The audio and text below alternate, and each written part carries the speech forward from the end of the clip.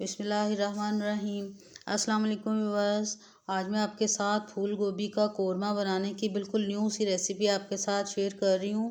اور یہ Indian recipe ہے۔ زیادہ تر انڈیا میں بہت شوق سے کھاتے ہیں اور بناتے ہیں یہ والی ریسیپی، لیکن آج میں آپ کے ساتھ شیئر کروں گی۔ امید ہے کہ اگر آپ کو پھول گوبھی بہت پسند ہے تو آپ کو بھی یہ ریسیپی بہت پسند آئے گی۔ تو چلیے پھر شروع کرتے ہیں اپنی آج کی اس ریسیپی کو۔ بسم اللہ الرحمن الرحیم۔ تو سب سے پہلے بس یہ 1 کلو گوبھی لے لیا، اور سب سے پہلے اس کے یہ جو ڈنڈل ہیں ان کو کاٹ لیں گے اس طرح سے،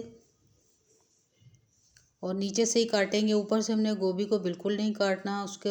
چھوٹے چھوٹے پیسز بالکل نہیں کرنے، کیونکہ اگر ہم چھوٹے چھوٹے پیسز کر کے اس کو فرائی کریں گے تو پھر وہ کوئی زیادہ براؤن ہو جائے گا، کوئی جل جائے گا، کوئی رہ جائے گا، تو اس لیے ہم نے اس کے پورے پھول کو ہی فرائی کرنا ہے۔ تو سب سے پہلے یہ دیکھ رہے ہیں آپ کے پھول کو میں نے علیحدہ کر لیا ہے، اور اب اگر اوپر سے آپ کی گوبھی بھی میری اس گوبھی کی طرح تھوڑی سی میلی ہے تو اس طرح سے آپ بھی اس کو صاف کر سکتے ہیں۔ اور یہ نیچے سے بھی سارے اس کی جو پتے سے ہیں ان کو بھی میں اتار لوں گی، اور یہ اچھی طرح سے صاف کر لیں گے اس کو۔ اور ساتھ ویورز آپ سے میری ریکویسٹ ہے کہ اگر آپ میرے چینل پر نئے ہیں تو جلدی سے میرے چینل کو سبسکرائب کر لیجئے، اور اگر آپ کو میری یہ ریسیپی پسند آتی ہے، اچھی لگتی ہے، تو ضرور اس کو لائک بھی کریے گا۔ تو اب یہ آپ دیکھ رہے ہیں کہ پھول میں نے اچھی طرح سے صاف کر لیا، تو سب سے پہلے اس کو اچھا سا دھو لیتے ہیں، اور اس طرح ٹوٹی کے نیچے رکھ کے اس کو میں اچھا سا دھو رہی ہوں دونوں سائڈوں سے۔ آج کل کے موسم میں اس کے اندر کیڑے بالکل نہیں ہوتے، گرمیوں میں ہوتے ہیں، تو اس لیے یہ اندر سے بالکل صاف ہے۔ اس کو ہم نہیں بھی کھولیں گے تو پھر بھی یہ بالکل صاف ہے، اس کے اندر کیڑے بالکل نہیں ہوں گے۔ تو اب وہ سب سے پہلے یہ 1 کلو گھی کا پیکٹ میں نے کل کھولا تھا، لیکن اس میں نے کچھ چیز فرائی کی تھی، تو اس لیے میں نے اس کو چھان لیا تاکہ کوئی بھی اس کے اندر ذرات نہ رہیں جو ہماری پھول گوبھی کو پھر خراب کریں گے۔ تو سب سے پہلے وہ اس پھول کو، گوبھی کے پھول کو میں نے رکھ کے اچھا سا فرائی کرنا ہے، گولڈن سا کلر آنے دینا ہے اس کو۔ اور آپ دیکھ رہے ہیں کہ کھلا گھی ڈالا ہے، لیکن آپ نے پریشان بالکل نہیں ہونا، اس کا سارا ایکسٹرا گھی جب یہ فرائی ہو جائے گی تو وہ بچ جائے گا، ہم نے سارے کو ضائع نہیں کرنا۔ اور اس طرح سے پہلے اس کی میں نے سائڈ چینج کی ہے، اور اب اس کو مزید ہلاتے ہلاتے ساری سائڈوں سے اس طرح سا گولڈن سا کر لیں گے۔ ہاتھ سے میں اس لیے کر رہی ہوں تاکہ یہ اچھل اچھل کے گھی ہمارے ہاتھوں پہ نہ آ جائے۔ آپ نے بہت احتیاط کے ساتھ اس کو اس طرح سا گولڈن سا کلر دینا ہے۔ اور اب بس اس کو میں نے ایک سائڈ پہ رکھ لیا، اور اسی کڑھائی کے اندر سے سارا آئل نکالنے کے بعد یہ آپ دیکھ رہے ہیں کہ پیاز، ٹماٹر اور یہ 2 ہری مرچیں آپ کے سامنے ہیں، ان کو میں نے اس کے اندر ڈال لیا، اور یہ لہسن بھی میں نے ثابت اس کے اندر ڈالا ہے، چیزوں کو ہم نے کاٹ کے نہیں ڈالنا، اور یہ ادرک بھی ڈال لیا ہے۔ تو سب سے پہلے ان کو اچھا سا سوتے کریں گے۔ ایک میں نے سبز الائچی ڈال لی ہے، 2 دار چینی کے چھوٹے چھوٹے ٹکڑے ڈال لیے ہیں، اور 2 بڑی الائچیاں ڈال لی ہیں۔ تو سب سے پہلے وہ ان کو سوتے کریں گے، ان کو موٹا چھوٹا جیسے بھی آپ ڈالیں گے، تو بس ہم نے اس کو سوتے ہی کرنا ہے، بہت زیادہ اس کو ہم نے کلر نہیں دینا، اور بالکل الگ ٹیسٹ آتا ہے اس طرح سے بھی جب ہم مسالہ بناتے ہیں، تو بالکل عام روٹین کا جو مسالہ بھونتے ہیں یہ اس سے بالکل ڈیفرنٹ ہے۔ آپ ایک دفعہ اس کو بھی ٹرائی کریے گا اس طرح سے، کسی بھی چیز کا اگر ہم مسالہ بنائیں گے تو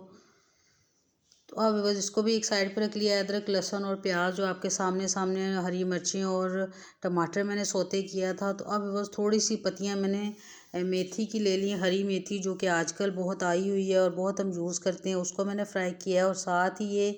1 پاؤ کے قریب مٹر کے دانے تھے، ان کو بھی اس کے ساتھ اچھا سا بھون لیں گے۔ گھی آپ دیکھ رہے ہیں بالکل تھوڑا ہی رکھنا ہے، جس کے اندر ہم نے ادرک لہسن کو فرائی کیا ہے، بس اسی کے اندر اس کو بھی فرائی کر کے باہر نکال لوں گی میں۔ تو وہ مٹر اور میتھی کو بھی باہر نکال لیا، اور دوسری طرف بس یہ جو گوبھی ابھی ہم نے فرائی کر کے رکھی تھی اچھی طرح سے، اس کو میں نے نچوڑ لیا ہے پہلے، اور اب اس طرح بڑے بڑے پیسز میں کاٹ لیں گے۔ آپ دیکھ رہے ہیں کہ دھواں اٹھ رہا ہے، بہت زیادہ گرم ہے، تھوڑی احتیاط کے ساتھ کاٹیں گے، لیکن بڑے بڑے پیسز ہی کاٹنے، بہت زیادہ چھوٹا نہیں کاٹیں گے، کیونکہ اگر چھوٹی چھوٹی کاٹیں گے تو پھر یہ ہمارے قورمے میں بالکل گھل جائے گی اور دیکھنے میں بھی اچھی نہیں لگے گی۔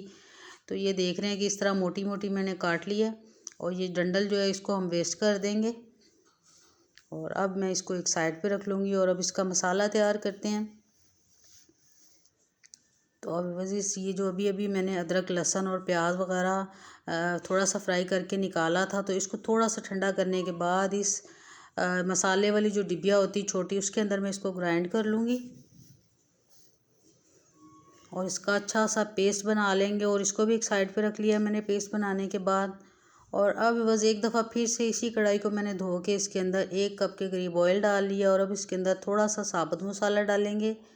تھوڑا سا زیرہ، تھوڑی سی کالی مرچیں، 4 لونگیں، اور تھوڑا سا یہ 2 تیز پات میں نے ڈال لی، اور ہلکا سے اس کو کڑکڑانا ہے، بہت زیادہ اس کا کلر نہیں چینج کرنا۔ اور اب یہ جو ابھی ہم نے پیاز، ادرک، لہسن، ٹماٹر اور ہری مرچیں فرائی کر کے ان کو گرائنڈ کیا تھا، وہ پیسٹ اس کے اندر میں نے ڈال لیا ہے۔ اور ابھی سے اتنی زبردست سی خوشبو اٹھ رہی ہے کہ اگر آپ پہلی دفعہ بنائیں گے تو پھر آپ بار بار اس کو ضرور ٹرائی کریں گے۔ اور اب اس کے اندر 1 ٹی سپون نمک، 1 ٹی سپون لال مرچ پاؤڈر، تھوڑی سی ہلدی، اور یہ سوکھا دھنیا تھوڑا سا میں نے زیادہ اس کے اندر یوز کیا، بہت اچھا فلیور آتا ہے اس کے ساتھ۔ اور مزید یہ جو چمچ کو لگا ہوا تھا اس کو بھی اس طرح سے میں نے اندر مکس کر لیا اس کے، اور اچھا سا اس کو بھونیں گے، بہت اچھا فلیور آتا ہے۔ اگر آپ چاہیں تو اس اسٹیج کے اوپر ڈبے والا قورمہ مسالہ بھی اس کے اندر ایڈ کر سکتے ہیں، 1 ٹی سپون۔ میں نے اس کے اندر سارے مسالے فریش ڈالے ہیں، بہت اچھا ٹیسٹ آتا ہے فریش مسالوں کے ساتھ۔ لیکن کچھ لوگوں کو یہ کھڑی کھڑی کالی مرچیں پسند نہیں آتی تو وہ ان کو گرائنڈ کر کے پھر ڈال سکتے ہیں، لیکن پھر آپ ان کو اینڈ میں ڈالیے گا۔ تو اب وہ سب سے پہلے یہ 2 ٹیبل سپون بھر کے میں نے اس کے اندر دہی ایڈ کر لیا ہے، اور اس کو اب تھوڑا سا بھون لیں گے۔ مسالے کو بہت زیادہ بھوننے کی ضرورت بھی نہیں ہے، بس ہم نے اس کو تھوڑا تھوڑا بھونا ہے، کیونکہ ہم نے پہلے ہی پیاز، ادرک، لہسن کو بھون لیا ہے۔ اب ان کا کچا پن بالکل فٹافٹ سے ہی ختم ہو جائے گا تھوڑا سا بھوننے کے بعد ہی۔ تو مسالہ اچھا سا بھوننے کے بعد اس کے اندر یہ ٹماٹر اور چند پتیاں جو ہم نے میتھی کی لی تھی، سبز میتھی کی، تو ان کو اس کے اندر میں ڈال رہی ہوں۔ اور یہ مٹر ڈالنے کے بعد تھوڑا سا 1/4 کپ کے قریب میں نے پانی ڈال دیا، تاکہ یہ مٹر ہمارے گل جائیں، کھڑے کھڑے نہ رہیں۔ اور اب ان کو 5 منٹ کا ہم دم لگائیں گے، 5 منٹ میں یہ اچھے سے گل جائیں گے ہمارے مٹر۔ اور پورے 5 منٹ کے بعد ہم ان کو چیک کر لیتے ہیں، تو بس مٹر ہمارے اچھی طرح سے گل گئے ہیں، دیکھنے میں بھی پتہ چل رہا ہے۔ جو ہی تھوڑا سا کلر ڈارک ہوا ہے تو سمجھیں کہ یہ اچھے سے پک گئے ہیں۔ تو اب بس اس کے اندر یہ جو ہم نے ابھی فرائی کر کے گوبھی نکالی تھی، پھول گوبھی، اس کو میں نے اس کے اندر ڈال دیا۔ اور اس کو ڈالنے کے بعد بس تھوڑا احتیاط سے اس کو ہلائیں گے، کیونکہ گوبھی ہماری بالکل پکی ہوئی ہے، تو اس لیے اس کو آہستہ آہستہ ہلائیں گے بس۔ تیز تیز چمچ چلائیں گے تو پھر یہ گھل مل جائے گی، جو کہ اچھی نہیں لگے گی کھانے میں بھی اور دیکھنے میں بھی۔ تو تھوڑا سا ہلانے کے بعد اب بس اس کے اندر 3 ٹیبل سپون کے برابر میں یہ بلائی لے رہی ہوں، جو دودھ کے اوپر سے اتار کے عموماً ہم اس کا گھی بناتے ہیں گھر میں، تو وہ والی میں نے اس کے اندر یوز کی ہے۔ تو اس کو ڈالنے کے بعد بس چولہے کی فلیم کو ہم تھوڑا سا کم کر دیں گے، اور اس کو مزید 2-3 منٹ کے لیے دم لگائیں گے۔ ملائی ڈالنے کے بعد بہت زیادہ ہم اس کو نہیں پکائیں گے، اور اب اس کو 2-3 منٹ کے لیے بس دم لگا دیا ہے۔ پکی ہوئی گوبھی ہے، پکی ہوئی ساری چیزیں، تو اس لیے بہت زیادہ دیر کے لیے چولہے کے اوپر نہیں رکھنا۔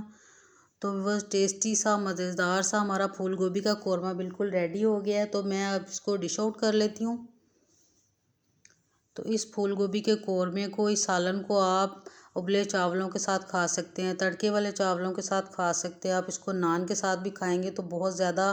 ٹیسٹی لگے گا آپ کو، اور آپ مٹن کی جگہ اس کو کھانا پسند کریں گے۔ اور جب آپ روز ہی ایک ہی طرح سے گوبھی کو کھا کھا کے تنگ آ جاتے ہیں تو پھر آپ کو یہ ریسیپی بہت اچھی لگے گی۔ تو بس امید ہے کہ آپ کو ریسیپی پسند آئی ہے، تو بس ریسیپی اچھی لگی ہے تو ضرور ویڈیو کو لائک کر دیجئے، اور اگر آپ میرے چینل پر نئے ہیں تو آپ سے میری ریکویسٹ ہے کہ ضرور میرے چینل کو سبسکرائب کریے گا۔ تو پھر ملیں گے ویورز انشاءاللہ تعالی نئی ریسیپی کے ساتھ، تب تک کے لیے اللہ حافظ۔